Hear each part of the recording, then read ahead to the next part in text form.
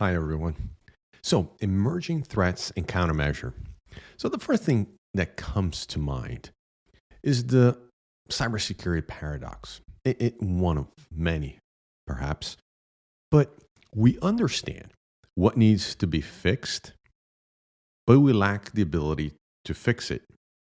Not necessarily an ability of technology or your technical abilities and knowledge, for that matter, but a way to communicate the urgency, to communicate the impact on the organization, and so on and so forth. Here, what I mean. So, when you have to patch something, to fix something on a network for because of an emerging threat, we fail to communicate why it's important, where are you going to start, because there's this underlying belief that we have to fix everything at the same time.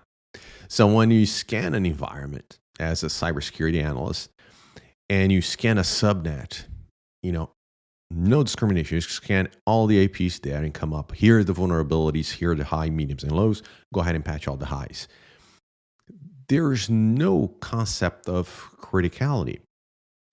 Now, if you have a scan that takes that in consideration, always scan all the high systems in the subnet, always scan all the medium systems subnet, and I'll send them accordingly to you, meaning the ones that are critical with potentially a exploit in a while that is being used, then the other highs with no exploit, then the mediums and so forth. So you give the IT partners an ability to prioritize based on that risk. The other way to do it is that you understand what is important in the organization.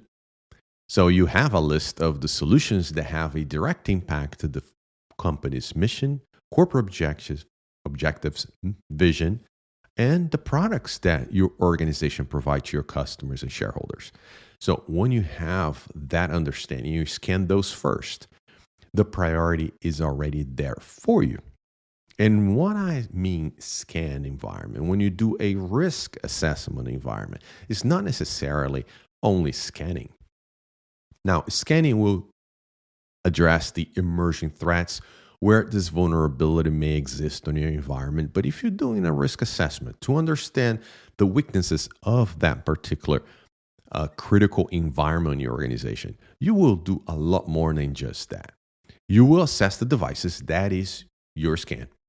You will assess the device. And devices, what I mean is routers, switches, firewalls, servers, databases, tablets, iPhones, desktops. I mean, anything that connects to your network. Now, will you scan everything? No. Now, will you pick an environment that has the solution that is critical for your organization?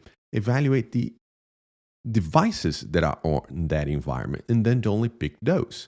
Now, what I just told you from iPhone, tablet, and so forth, yes, that is the broad definition of devices. Now, if you have tablets and iPhones on that environment, of course you're going to scan them. Of course you're going to evaluate them. Of course you're going to risk rank them. But if you don't have that environment, hey, disqualify them because of they do not exist in that environment. So having that in mind, understanding what the environment is, that is the devices alone. Then the next, what you're going to do is evaluate the networks. Now, you just heard me say router, switches, and firewalls. Yes, those are network devices. What I mean with network is to understand what protocols that are allowed or not allowed in that environment. Let's say you're evaluating this critical environment, and all of a sudden you discover there is an SSH, which is an encrypted protocol, and there's a tunnel between your server and some outside connection. And it's well, that is not normal. Why I have a encrypted connection between my critical system and an outside server, desktop, what have you, an outside IP address. Is that normal? So you evaluate the networks. Also evaluate when you taking a look at networks, what clear text protocols that you have, what encrypted protocols that you have, and so on and so forth. So trying to understand what ports are open, going through those firewalls and traversing those routers and switches, understanding the networks. That is what I mean with networks. Next, we evaluate what applications exist on that environment. Now, a solution, what I mean is a complete solution, is a complete ecosystem from routers, switches, firewalls, servers, databases, supporting a key solution in your organization. Let's say SAP, or let's say ServiceNow, or your Exchange environment. You pick whatever is important in your organization, that solution and the supporting systems. So, what other applications exist in that environment besides your main solutions, SAP? Do you have Java? Do you have other applications that support that later on?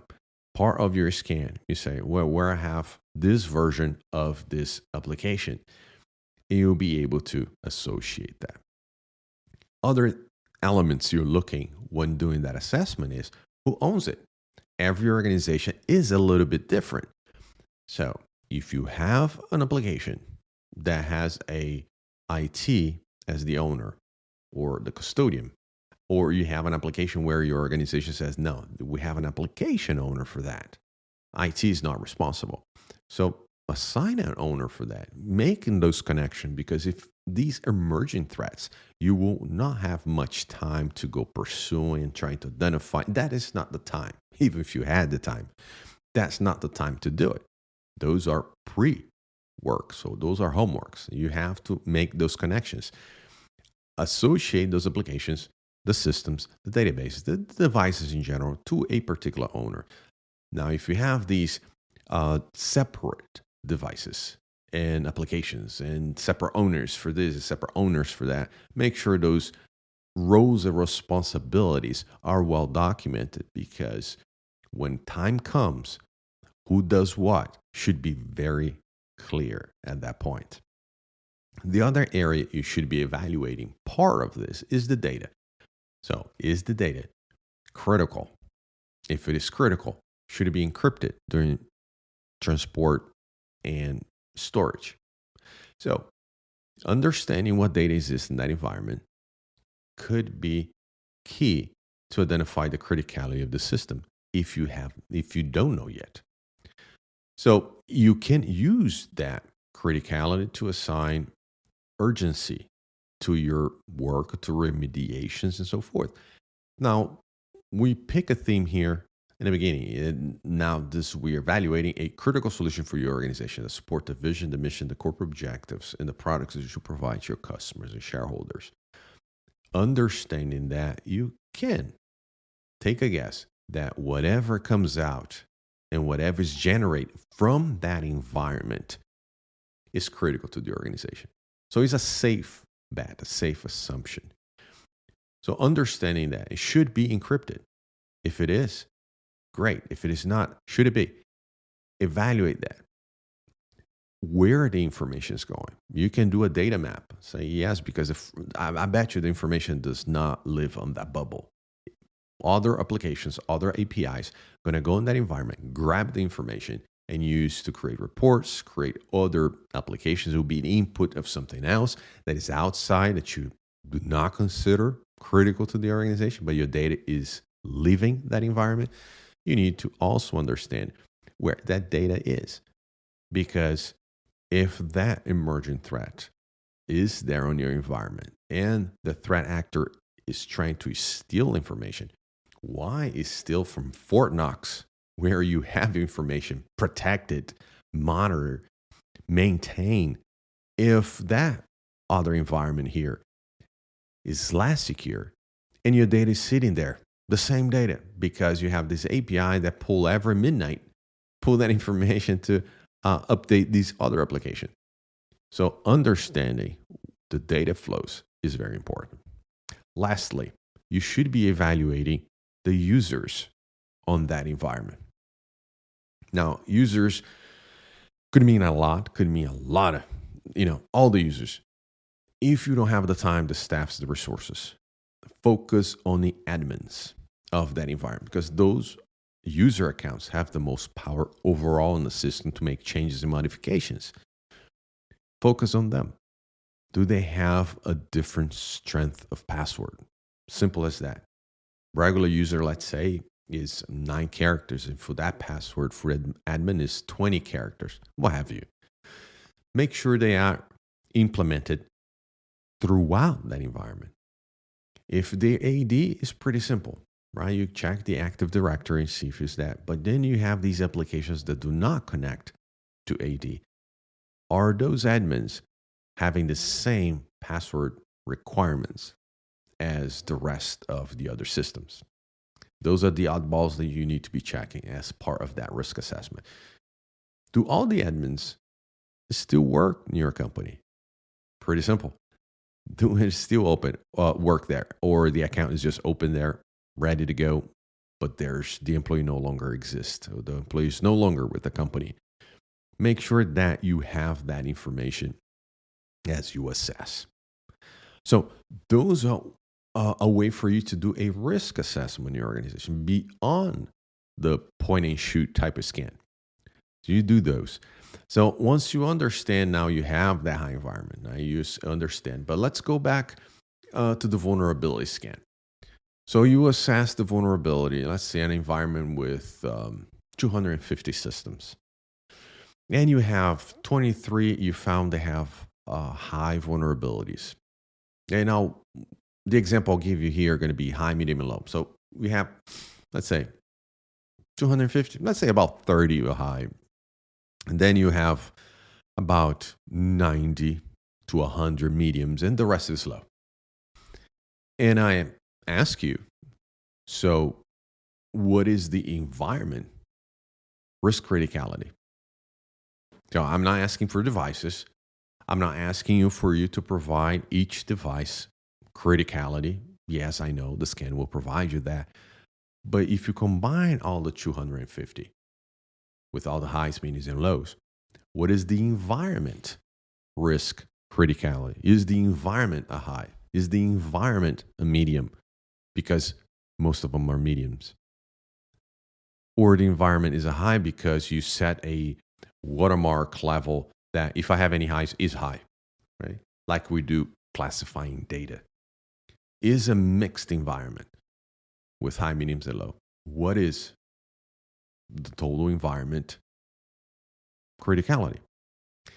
So here comes the challenge for you as a risk assessor and evaluating the environment for any emerging threats, is that there's no acceptable way to calculate, either in academia or in a corporate environment, to calculate that environment. And you will see the companies that attempt to do that going to create their own formula.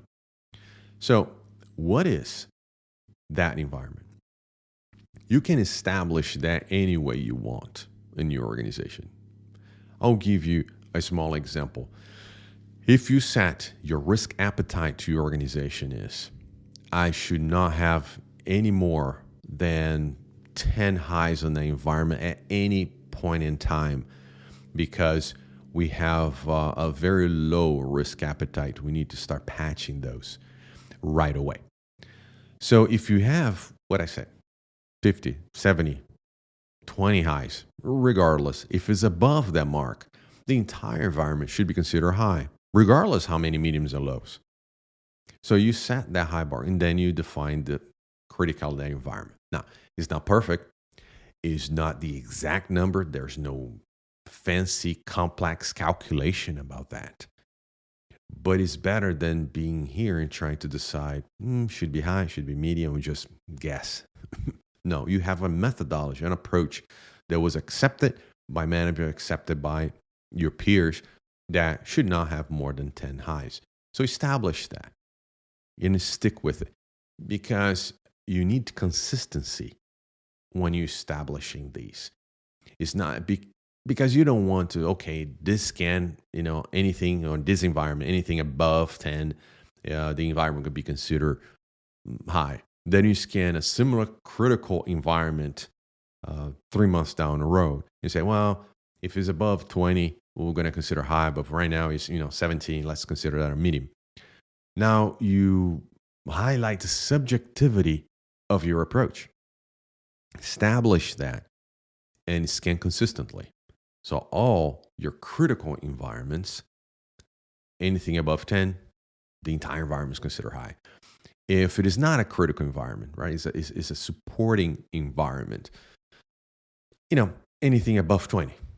And I'm just picking numbers. I'm not prescribing here. Every organization will be different.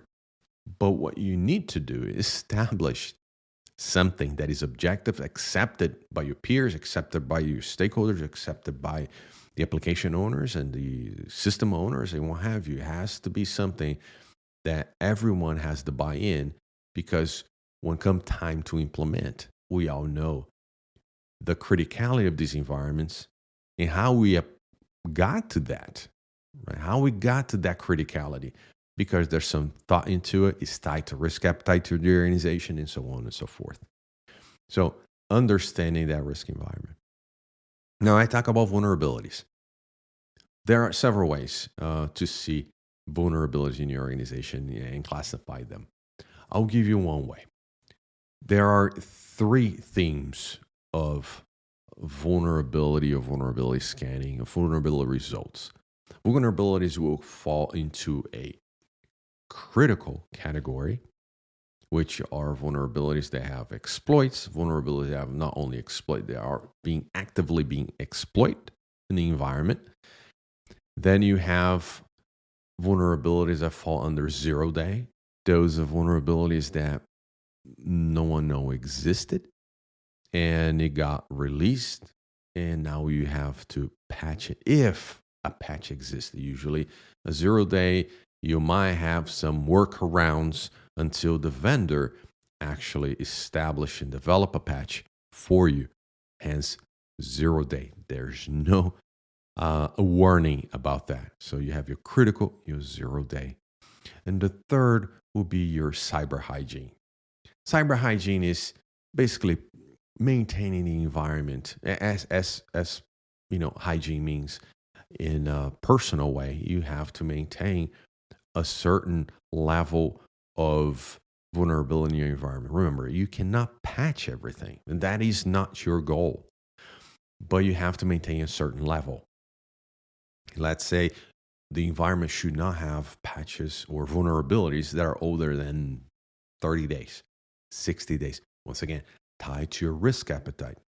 How much can you live with it, right? Let's say 30 days for just picking one for conversation. So you evaluate your environment, regardless of high, medium, or low. Let's say your environment should not have vulnerabilities that higher than 30 days. That's your cyber hygiene. You establish that on your organization, and you continuously scan the environment. Make sure that your cyber hygiene is within acceptable levels. So those are the 3 ways to categorize these vulnerabilities: critical, 0-day, and cyber hygiene. And with that, you establish that risk program, or the vulnerability program rather, and you start scanning the environment. Now you understand which categories they are. You understand how you scan the environment in terms of picking the critical systems that impact the vision, the mission, the corporate objectives.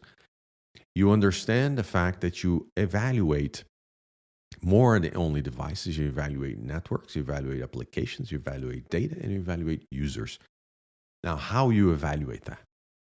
You just scan or do whatever you want? No. You have to be based on something. And once again, it's not because you feel you're supposed to be doing that. No, I recommend using the cybersecurity framework. Now, if you're an ISO shop, great, use the ISO. If you're a COBIT shop, great, use the COBIT. Use a framework that is objective that you can point to. So the cybersecurity framework, you evaluate devices against one of the functions of the cybersecurity framework. You evaluate device against identify.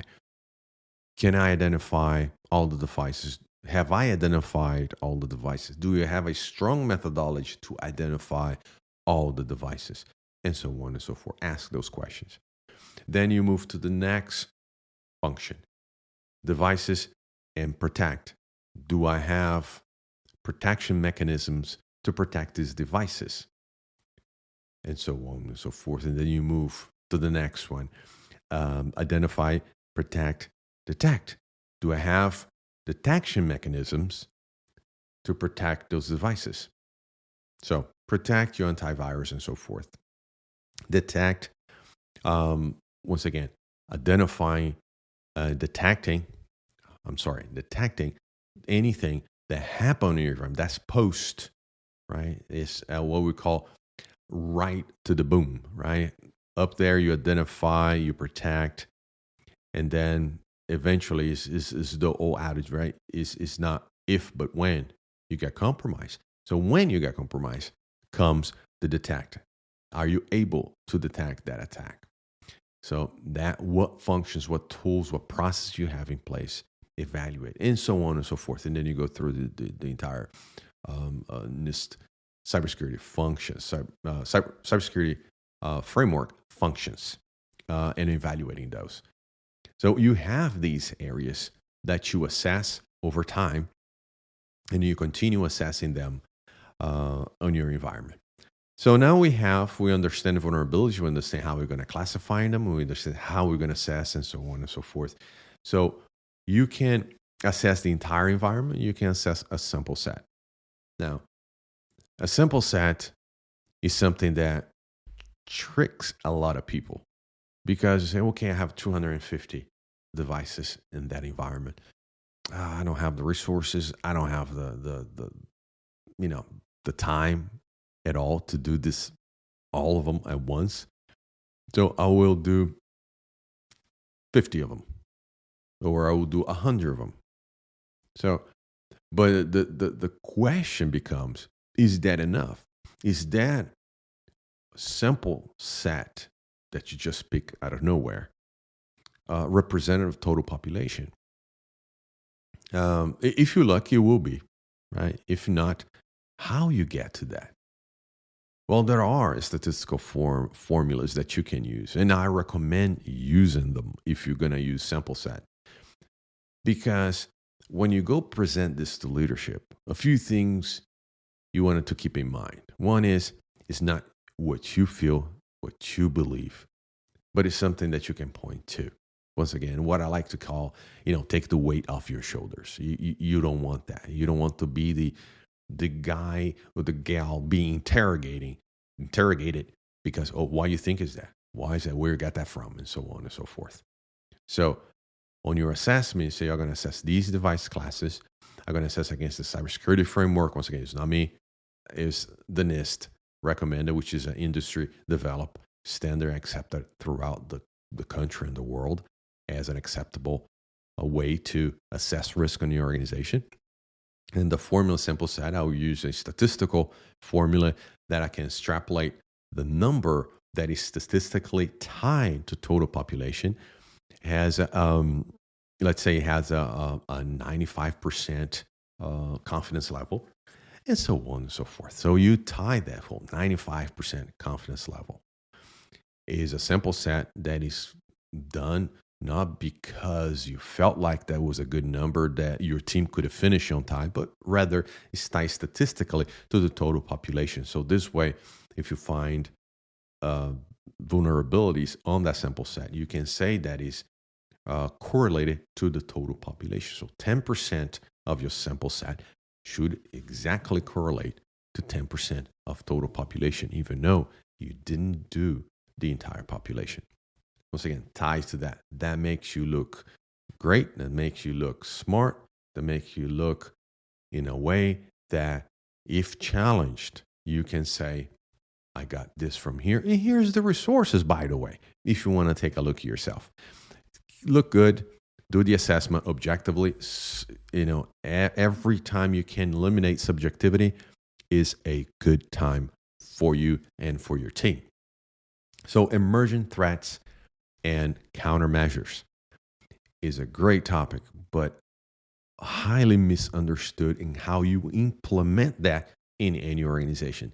You can read a book 500 pages long, and we go through the sciences of emerging threat, the sciences of how to do this, and there's multiple ways, but a step-by-step book on how to address this in your organization, how to get this through your leadership and by consensus among stakeholders, it's kind of hard to find there. And it requires experience. There's your book knowledge and then your corporate knowledge.